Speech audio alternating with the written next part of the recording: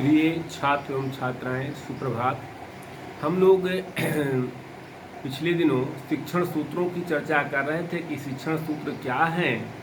शिक्षण सूत्र का प्रयोग करके अध्यापक किस तरह से अपने शिक्षण को प्रभावशाली बनाता है, अध्यापक किस तरह से छात्रों के मानस पटल पर अपनी बातों को अंकित कर सकता है, इस पर हम लोगों ने चर्चा किया है। शिक्षण सूत्रों में जो मनोवैज्ञानिक क्रम की ओर की बात है, ज्ञात से अज्ञात की ओर की चलने की बात है, इंद्रियों के प्रशिक्षण की बात है, अनुभूति से युक्त की ओर की बात है, इन सब पर हम लोग चर्चा कर लिए हैं। हम लोगों ने चर्चा किया है शिक्षण सूत्र और शिक्षण सिद्धांतों में अंतर क्या है। इस पर हमने बताया कि शिक्षण सूत्रों का प्रयोग हर जगह नहीं होता है, लेकिन शिक्षण सिद्धांतों का प्रयोग हर जगह होता है। शिक्षण सूत्र और शिक्षण सिद्धांतों में समानता की बात मैंने की कि शिक्षण सूत्र और शिक्षण सिद्धांतों में समानता क्या है। तो शिक्षण सूत्र और शिक्षण सिद्धांतों में समानता केवल इतनी है कि ये दोनों शिक्षण को प्रभावी बनाने के लिए प्रयोग किए जाते हैं। बाकी दोनों ध्रुव विरोधी हैं, क्योंकि शिक्षण सूत्रों का प्रयोग विशेष परिस्थितियों में किया जाता है, जबकि शिक्षण सिद्धांतों का प्रयोग हर समय किया जाता है। हमेशा पढ़ाने के लिए किसी न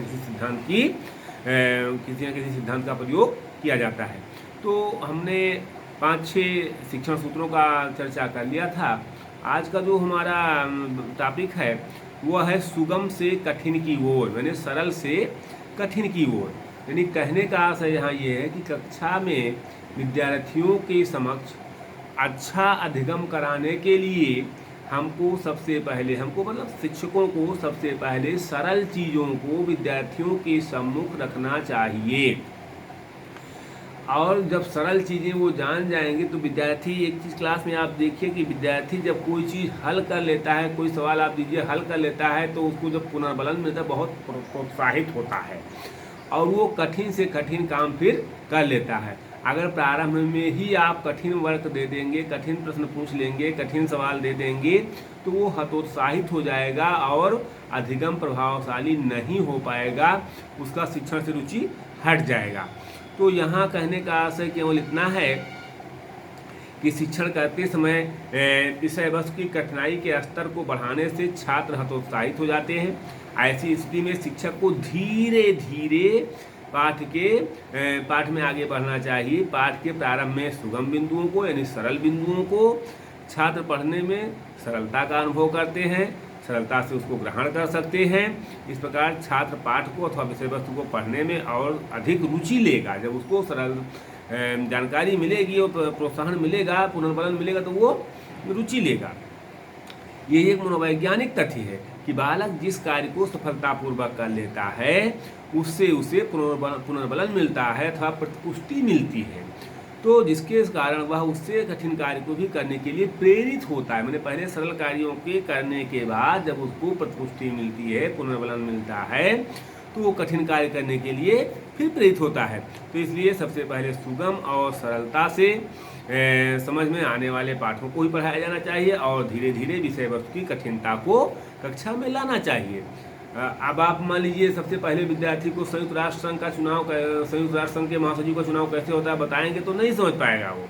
आप उसको ग्राम प्रधान के बारे में बताइए, सरपंच के बारे में बताइए, जिला पंचायत अध्यक्ष के बारे में बताइए, फिर जो है उसके बाद में विधानसभा के बारे में बताइए, लोकसभा के बारे में बताइए, तब धीरे धीरे आगे बढ़िए, तब उसको ज़्यादा समझ में आएगा। तो यह है कि बालकों को सुगम से कठिन की ओर शिक्षण सूत्र को ध्यान में रखकर अध्ययन कराया जाए तो निश्चित तौर पर बालक का मानसिक विकास बेहतर होगा और वो अच्छे से सीख पाएगा और जो शिक्षण अधिगम है वो प्रभावशाली होगा। दूसरा है विशिष्ट से सामान्य की ओर। विशिष्ट से सामान्य की ओर का आशय यहाँ ये कि कक्षा में शिक्षण कराना एक विशिष्ट कार्य है। ये आप भी जान रहे हैं, हम भी जान रहे हैं। और ये विशिष्ट कार्य और अधिक तब विशिष्ट हो जाता है जब शिक्षण के दौरान विशिष्ट तथ्यों का प्रस्तुतिकरण एवं विश्लेषण करने के बाद उनका सामान्यीकरण किया जाए। कोई चीज़ प्रस्तुत करते हैं, प्रस्तुतिकरण के बाद उसका विश्लेषण करते हैं और फिर उसका सामान्यीकरण करते हैं, तब वो और विशिष्ट बन जाता है। अर्थात शिक्षक को शिक्षण के दौरान सर्वप्रथम छात्रों के सम्मुख कुछ विशिष्ट तथ्यों एवं घटनाओं को प्रस्तुत करने के बाद ही उनका सामान्यीकरण करना चाहिए।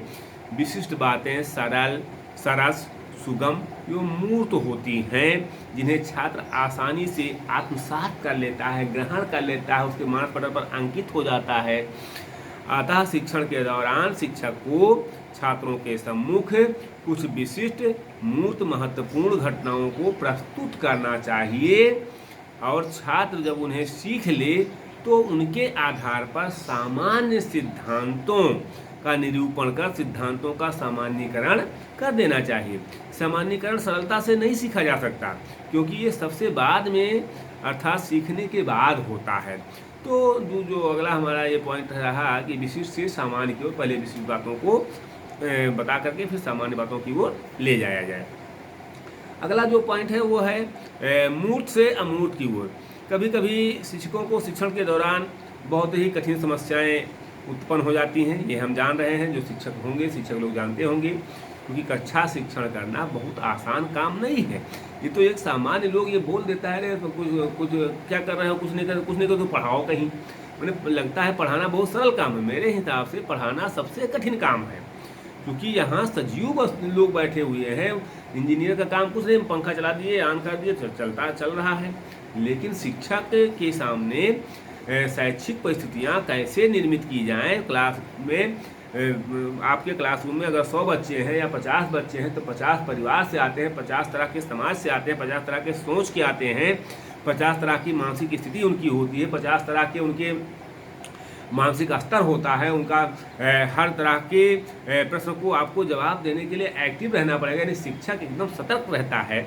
तो मूर्त से अमूर्त की ओर जाने कि जब छात्र अमूर्त तथ्यों को नहीं समझ पाते, छात्र का मस्तिष्क इतना विकसित नहीं होता, वह अमूर्त प्रत्ययों को समझ सके, यानी इतना एक्टिव नहीं रहता है छात्र कि वो अमूर्त प्रत्ययों को जान सके। जिन बातों को बालक सुन लेता है, समझ लेता है, अथवा जो प्रत्यय बालकों के अनुभवों पर आधारित होते हैं, उन्हें बालक रुचि लेकर पढ़ता है। जिनको बालक नहीं समझ पाता तो उससे उसकी रुचि हट जाती है, आप देखिए पढ़ाते समय।